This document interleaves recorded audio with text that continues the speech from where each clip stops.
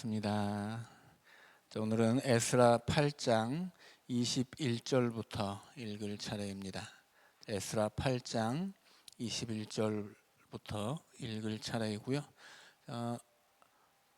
혹시나 또 잊어버렸을까봐 설명을 좀 한번 드리려고 합니다.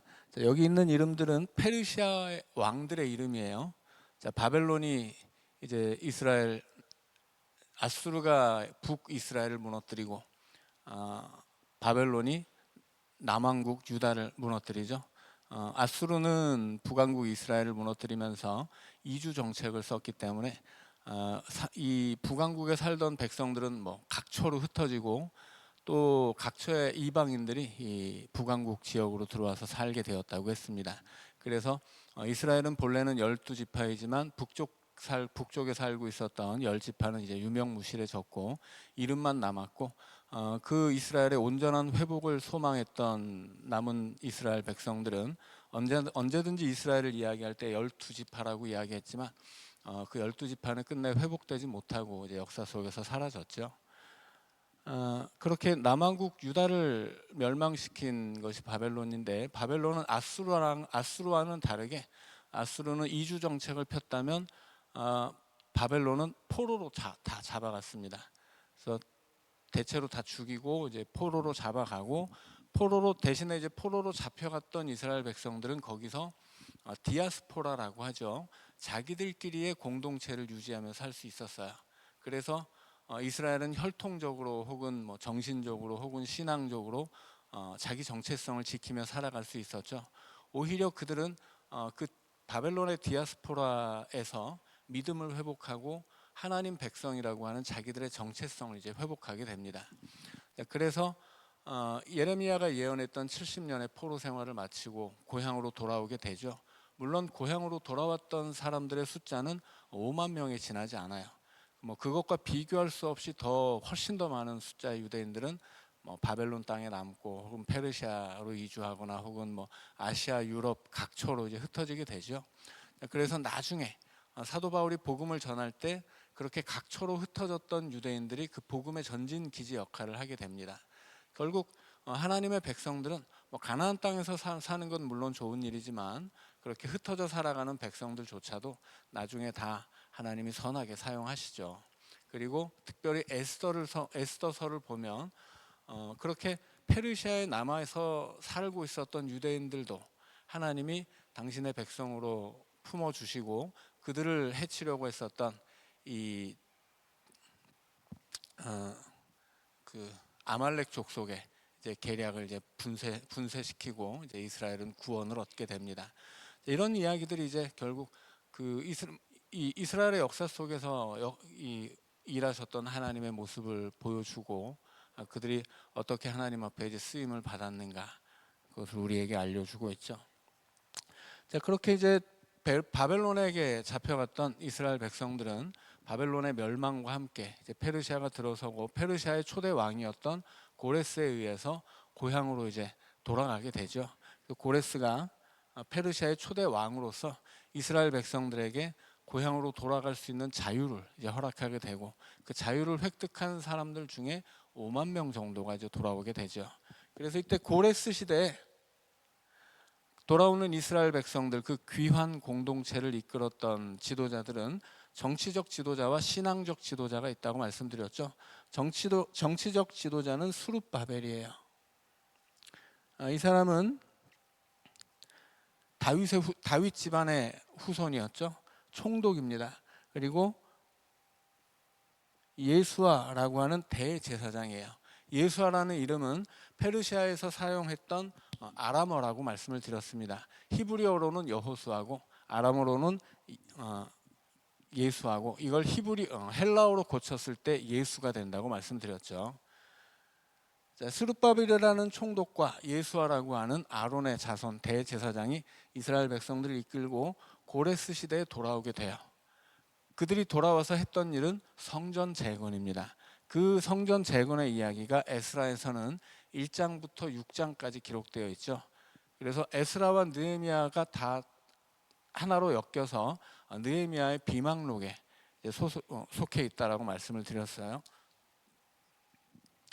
그래서 두 권을 한 권으로 봤을 때 앞에 나오는 이제 전편인 에스라의 절반은 첫 번째 귀환 공동체가 성전을 세우는 이야기입니다.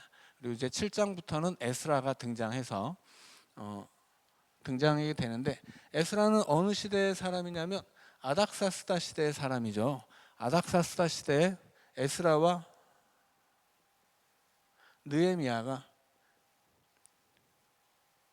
각각 두 번째, 세 번째 귀환 공동체를 이끌고 이제 고향으로 돌아오게 됩니다. 에스라 같은 경우에는 뭐 한 1,500여 명 대략 이제 숫자가 에스라서에 나오는데, 느헤미야 때는 뭐 몇 명이 같이 왔는지는 알 수가 없습니다. 그러나 크게 뭐 숫자가 아주 굉장히 많은 숫자는 아니었죠. 아마도 느헤미야 시대에는 에스라보다 훨씬 더 적은 숫자가 왔을 거예요. 그래서 그 숫자는 기록되지 않았고, 에스라처럼 뭐 각 지파에서 뭐 몇 명 누구의 몇 명 이렇게 기록된 것은 그만큼 숫자가 어느 정도 됐기 때문에 기록한 것이고, 느헤미야는 그 정도 숫자도 안 되었기 때문에 기록할 것이 없었지 않았느냐 싶습니다. 그래서 에스라가 조금 더 많고 느헤미야는 더 적은데, 조금 더 많아봤자 뭐 1,500여 명, 그래서 2,000명도 안 되기 때문에 전체는 5만 명이 좀 넘는 수준에서 이제 1, 2, 3차를 다 합쳐봐야 고향으로 돌아온 사람은 이제 5만 명 조금 넘는 숫자인데, 첫 번째 1차 공동체가 귀환 공동체가 고레스 때 돌아왔다면, 두 번째는 에스라와 함께 돌아왔고, 세 번째는 느헤미야와 함께 돌아왔습니다. 자, 각각의 이 사명들이 있죠. 에스라에게 주어진 사명은 개혁이었어요. 느헤미야는 성벽이죠. 자, 우리가 수요일에 느헤미야를 배우고 있는데, 자, 성벽을 세운다는 것은 단순히 건물을 짓는다는 것과는 다르다고 말씀드렸죠. 이것은 이스라엘을 이방인과 구별되는 공동체로서 지켜내는 것이 성벽의 역할이고, 그래서 성벽을 세운다라고 하는 것은 이 3차 귀환 공동체를 더해진 그 모든 가나안으로 돌아온 이스라엘 백성들을 하나님의 선민으로, 하나님 백성들의 공동체로 세워내는 일이라고 말씀을 드렸습니다. 그래서 뭐 1차, 2차, 3차 귀환 사건이 있었는데, 이 모두는 어쨌건 새로운 이스라엘을 재건하는 이야기죠. 그런데 이 재건하는 이야기가 별로 희망적이지 않아요. 뭐 이 에스라에 나온 이야기도 그렇고, 뭐 고레스 시대 성전을 세운 이야기는 학개스가랴에도 나와 있죠. 아무튼 이 재건되는 이스라엘의 역사가 뭐 영광스럽다거나 뭐 굉장히 뭐 형통했다거나, 혹은 뭐 그 외에 뭐 어떤 좋은 일들이 많았다거나 이런 것은 저희 거의 없고, 좀 암울한 이야기들이 이어지고 있습니다. 근데 결국 이 뭐 예를 들어서 에스라 같은 경우도 이방인과 통혼한 백성들이 이혼을 하게 되거든요. 뭐 나중에 오늘 이제 자세히 설명하겠지만, 에스라라는 책은 그렇게 이방인과 통혼했던 백성들이 이혼하는 이야기로 끝나요. 그러니까 별로 재미가 없죠. 근데 그렇게 귀한 공동체들의 삶이라는 게 그렇게 즐겁거나 뭐 영광스럽지 않았다라고 하는 거예요. 그들이 돌아올 때 소망은 굉장히 큰 것이었지만, 그들의 현실은 이제 그렇지 않아요. 자, 그런데 이 모든 이야기가 향하고 있는 그 이야기의 방향이 뭐겠어요?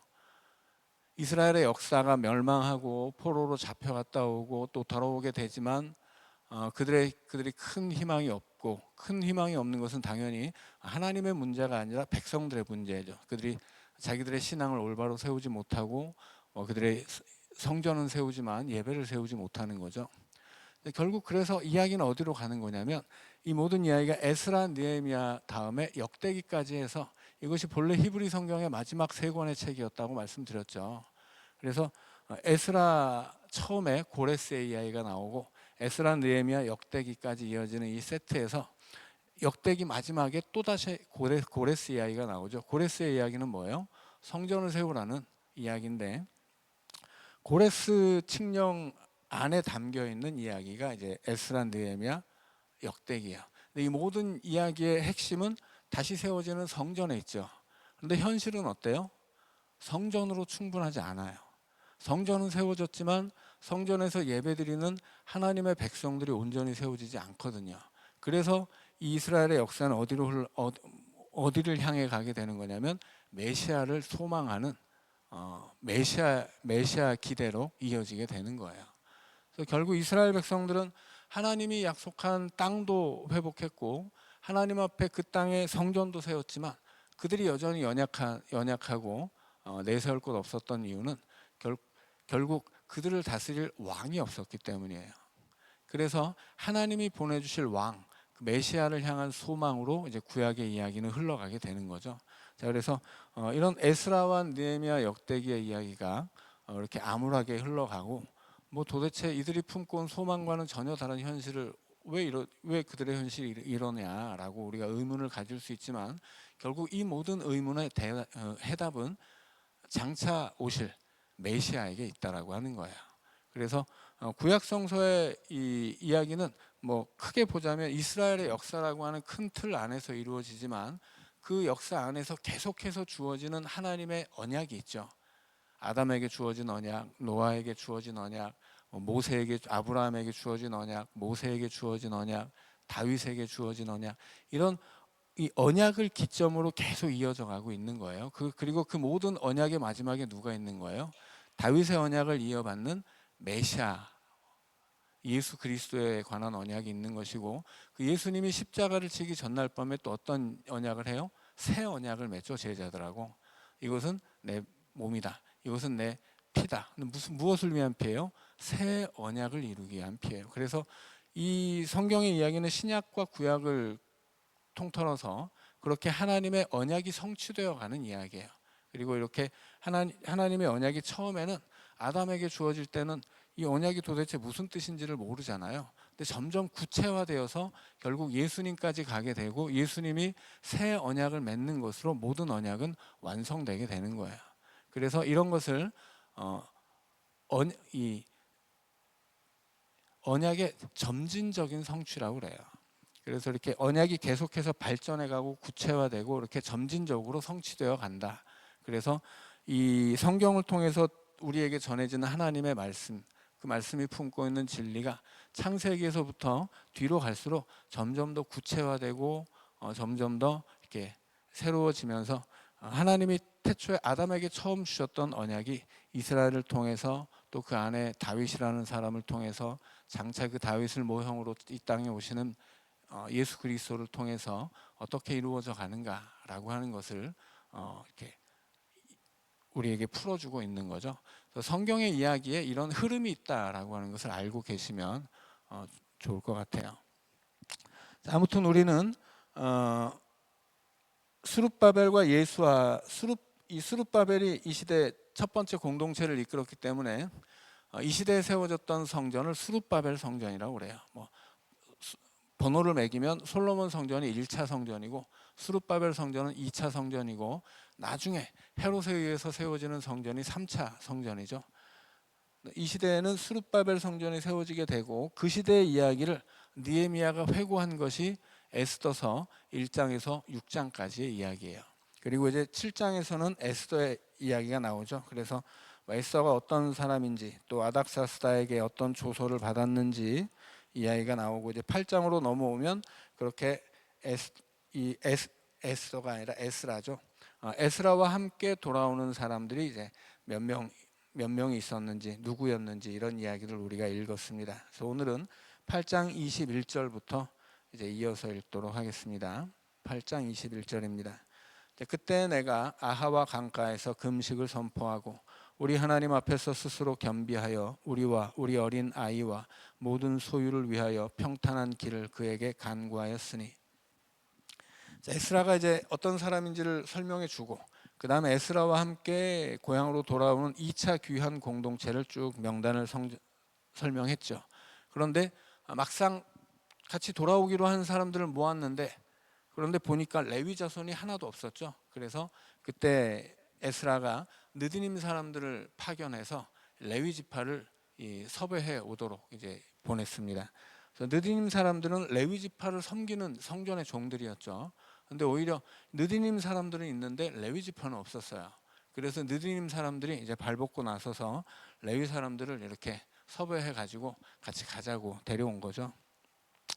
자, 그렇게 떠날 사람들이 다 아하와 강가에 모였을 때 이제 에스라가 금식을 선포하고 하나님 앞에 기도합니다. 이것은 뭐 이제 출발해야 되는데 출발하기 전에 기도하는 거죠. 이것이 단순히 이사 가는 것이 아니라 이스라엘을 재건하기 위해서 하나님의 명령에 의해서 아브라함이 가나안으로 향했듯이 이제 결단을 하고 출발하는 길이기 때문에 이제 먼저 기도를 합니다. 기도의 제목은 우리와 우리의 어린 아이들, 자녀들, 그리고 우리가 가지고 있는 것, 이것은 내 재산이 아니고 우리가 가지고 가서 성전을 세우도록 이 아닥사스다 왕에게 받은 재물들이에요. 그리고 아닥사스다 왕에게 뿐만이 아니라 함께 가지 못하는 이스라엘 백성들이 또 도움을 주기도 하고 그 지역 사람들이 또 도움을 주기도 했죠. 그래서 이스라엘로 가져가서 성전을 재건할 재화들이에요. 여기서 나오는 모든 소유는. 이것이 굉장히 그 많은, 실제로 이제 많은 금액이었기 때문에 좀 위험하기도 했거든요. 그래서 우리와 우리의 자녀들과 또 우리가 가져가는 재화들이 다 안전하기를 이제 기도하고 출발하는 것입니다. 22절입니다. 이는 우리가 전에 왕에게 아뢰기를 우리 하나님의 손은 자기를 찾는 모든 자에게 선을 베푸시고 자기를 배반하는 모든 자에게는 권능과 진노를 내리신다 하였으므로 길에서 적군을 막고 우리를 도울 보병과 마병을 왕에게 구하기를 부끄러워하였음이라. 그러므로 우리가 이를 위하여 금식하며 우리 하나님께 간구하였더니 그의 응낙하심을 입었느니라. 자, 에스라가 지금 자신과 함께 출발할 백성들을 모았더니 1496명이었고 그 다음에 레위 지파를 다 모아서 느드님과 함께 세웠더니 259명이었어요. 대략 뭐 1500명 정도 된다고 보면 되는데 이 사람들이 예루살렘으로 돌아가서 성전을 지을 성전이 아니라 이제 돌아갈 때 자기 나라를 이제 이 아닥사스다 왕이 뭐 필요한 것들, 뭐 필요한 사람, 필요한 뭐 재화 뭐 다 지원해 줄게 이렇게 가지고 이제 많은 금을 가지고 이제 재산을 가지고 돌아오게 되죠. 자, 그런데 22절에 보니까 길에서 적군을 막고 우리를 도울 보병과 마병을 왕에게 구하기를 부끄러워했다고 해요. 그러니까 지금 고향으로 돌아가는 에스라가 그 많은 사람들과 함께 가고 이제 많은 재산도 들고 가는데 이 보호가 필요하잖아요. 길은 멀고 그 중간에는 뭐 도적들도 많고 뭐 적들도 많고 실제로 이스라엘 백성들을 견제하는 이방 세력들도 많은데 그 많은 재산과 생명들을 지키기 위해서는 보호가 필요한데 이걸 아닥사스다 왕에게 말하기는 부끄러웠다는 거예요. 왜 부끄러웠을까요? 아니, 우리 하나님이 지켜주실 것인데 내가 왕에게 굳이 부탁을 해야 되느냐, 내가 혹시 왕에게 부탁하는 것이 좀 하나님에게 의지하는 것이 아닌 뭐 인간적인 힘을 의지하는 것은 아니냐, 뭐 이런 생각이 있었다는 거죠. 그런데 우리가 수요일에 느헤미야를 배우고 있죠. 느헤미야와 비교해 보면 에스라는 굉장히 성격이 다른 사람이에요. 뭐 뒤에도 나오지만 느헤미야 같은 경우는 느헤미야 2장을 읽어보면 그가 왕에게 부탁을 해요. 어떤 부탁을 해요? 나한테 조서를 써주세요. 그 조서에는 뭐라고 기록되어 있습니까? 여튼 가는 데마다 이 사람을 도와라 라고 하는 명령이 적힌 조서예요. 그래서 이 사람이 조서를 내밀면 이것이 마치 그 옛날 우리나라의 그 마패처럼 마패 내밀면 말을 내줘야 되잖아요. 이것처럼 조서를 내밀면 만나는 그 지역의 총독들마다 군사를 내주고 그리고 재산을 내주게 되어 있었어요. 뭐 통행시켜주는 것은 말할 것도 없고. 그러니까 정반대죠. 그러면 이걸 우리가 신앙적으로 판단한다고 했을 때 그럼 누가 옳은 거예요? 전혀 다른 스타일이잖아요. 에스라는 똑같은 아닥사스다 왕이에요. 똑같은 페르시아의 아닥사스다 왕에게 에스라는 군사를 부탁하는 것을 부끄러워했어요.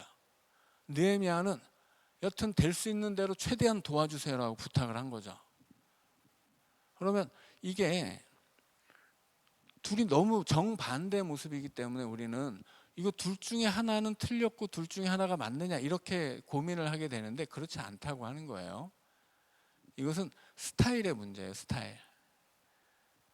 예를 들어서 이 느헤미야가 아닥사스다 왕에게 군대를 빌렸어요. 그러면 그가 아닥사스다 왕을 의지한 거예요? 아니죠. 그는 이 모든 것을 하나님의 도우심이라고 고백을 해요. 그러니까 하나님이 아닥사스다 왕을 사용하시는 거예요. 이 느헤미야에게 있어서. 그러니까 느헤미야에게 있어서 아닥사스다 왕의 군대는 하나님이 붙여주신 하나님의 도구에 지나지 않아요. 그리고 그런데 에스라는 나는 그냥 하나님께 부탁하고 아닥사스다한테는 부탁하지 않을 거야, 이렇게 고백한 거죠. 그런데 이 23절에서 에스라가 그렇게 하나님께 구했더니, 우리 하나님께 간구했더니 그의 응답하심을 입었느니라. 에스라에게 하나님이 응답하신 거예요. 근데 느헤미야에게도 응답하셨어요. 방법은 다른데 하나님은 똑같이 응답하세요. 그래서 에스라는 뭐 위험한 길이었지만 하나님이 직접 지켜주셨고, 느헤미야는 위험한 길이었기 때문에 하나님이 아닥사스다의 힘을 통해서 그것을 사용해서 느헤미야의 공동체를 지켜주신 거예요. 그러니까 이 하나님은 에스라와 느헤미야의 방식은 전혀 다른 것인데, 그럼에도 불구하고 둘 다 하나님의 도우심 속에 고향으로 무사히 돌아올 수 있었던 거죠. 그러니까 우리는 나는 이게 옳다고 생각할 수 있고, 또 다른 사람은 저게 옳다고 생각할 수도 있어요. 근데 그것은 어느 것 하나를 우리가 취사 선택해야 하는 게 아니죠. 그건 서로 그냥 스타일이 다른 거예요. 이런 문제가 사실 많이 있거든요. 그래서 뭐 아닥사스다 왕의 군대를 이용해야 되느냐, 아니면 그것 없이 그냥 가도 되느냐, 이런 것을 어떤 원칙적인 문제라고 생각하면 답이 없어요. 그럼 싸울 수밖에 없죠. 근데 이건 원칙적인 문제가 아닌 거예요. 그냥 방법적인 문제인 거지. 그래서 우리가 하나님을 의지하는데, 어떤 사람은 하나님이 직접 나를 지켜주시기를 기도하고, 어떤 사람은 하나님이 내 옆에 있는 이 아닥사스다 왕을 통해 나를 지켜주기를 위해서 기도를 했던 거예요. 그리고 하나님은 그들이 기도한 대로 그대로 응답해 주셨어요. 왜? 그것이 다 하나님의 선한 뜻을 이루는 기도였기 때문이에요. 그러니까 우리가 구하는 방법은 여러 가지일 수 있다라고 하는 거예요. 그런데 사람들이 이 다른, 흔히 세상에서도 그러잖아요. 다른 것하고 틀린 것은 다르다. 그러니까 대체로 우리가 뭔가를 이야기할 때 틀린 것은 별로 없어요. 다른 것이죠. 예를 들어서 우리가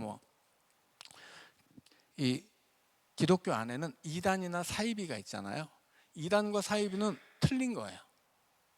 그들은 하나님과 예수님과 성령을 잘못 이해하고 도저히 구원받을 수 없는 방식으로 믿음을 가르치는데, 그렇게 가르치는 이유는 뭐예요?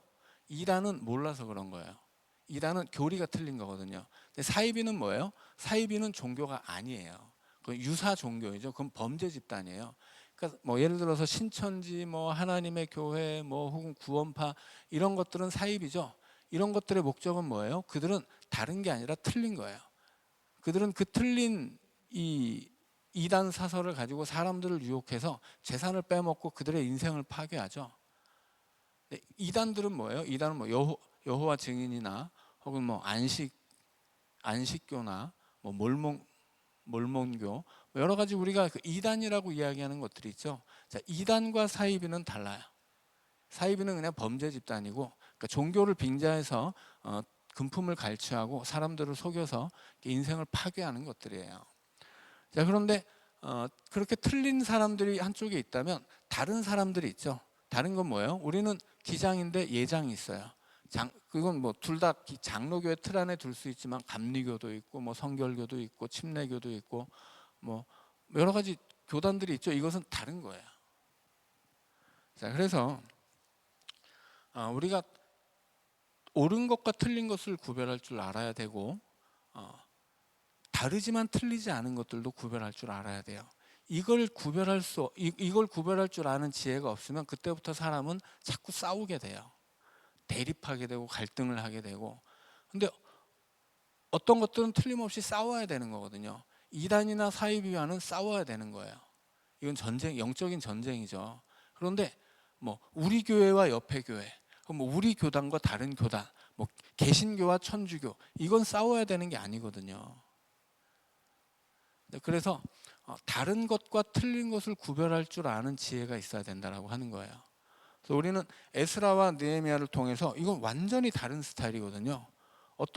이게 그 다름과 틀림을 구별하지 못하는 사람들은 자칫 에스라가 맞느냐 느헤미야가 맞느냐 이런 걸 갖고 싸울 수도 있는 거예요.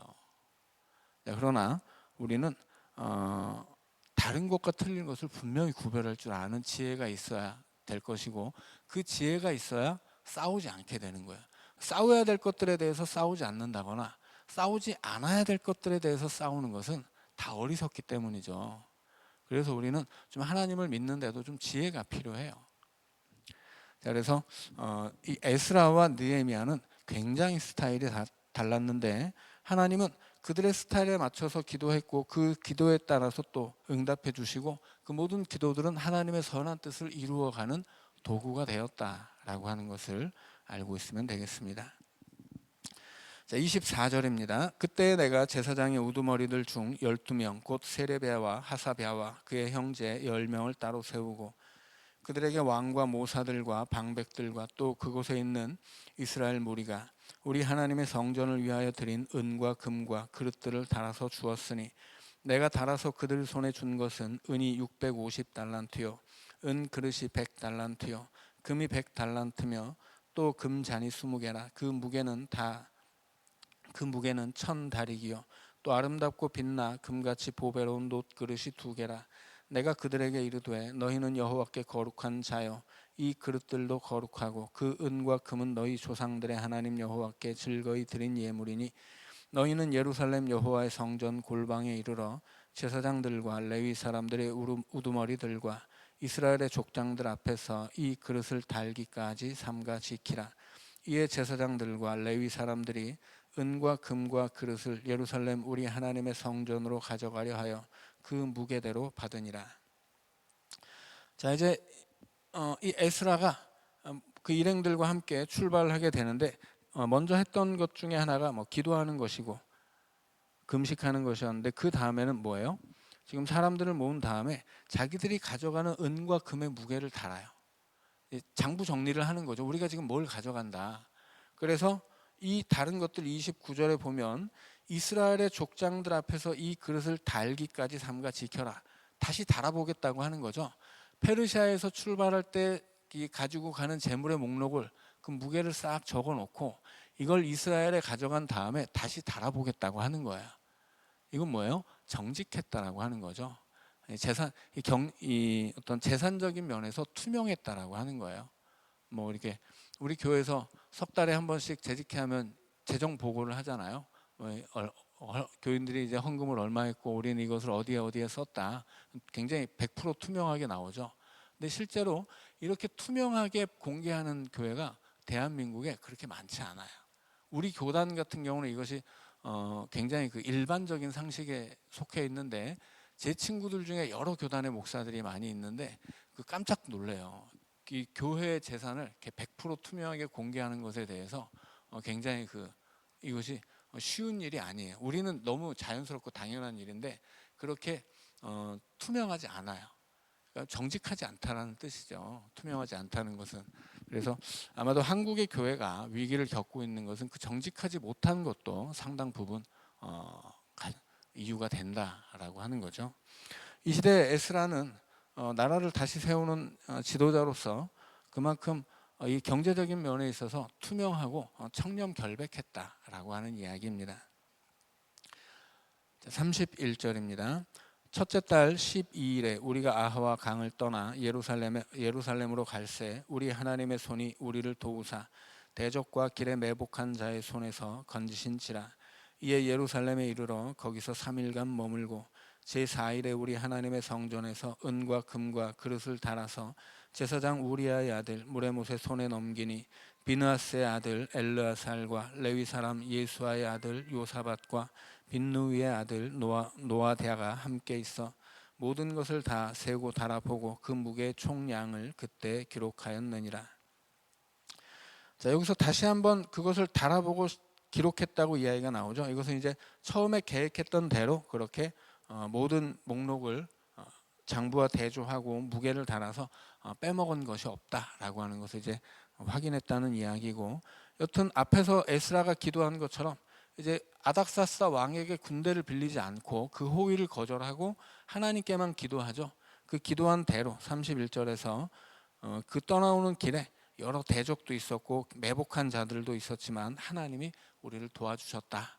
이제 그렇게 기록하고 있습니다. 결국 에스라의 기도도 들으시고 하나님은 느헤미야의 기도도 들으셨는데 각자 자기 스타일대로 기도하고 자기 방식대로 일을 진행해 가지만 결국 그들이 이루려고 하는 것이 자기 욕심이나 자기 뜻이 아니라 하나님의 계획이었기 때문에 그들의 스타일은 다르지만 결국은 다 하나님의 뜻 안에서 온전히 이루어졌다, 성취되었다라고 하는 거예요. 그래서 오늘 우리도 우리의 다른 스타일, 혹은 다른 의견, 다른 입장 이런 것들로 서로 다를 수 있지만 다른 것과 틀린 것을 구별할 수 있어야 지혜로운 것이다.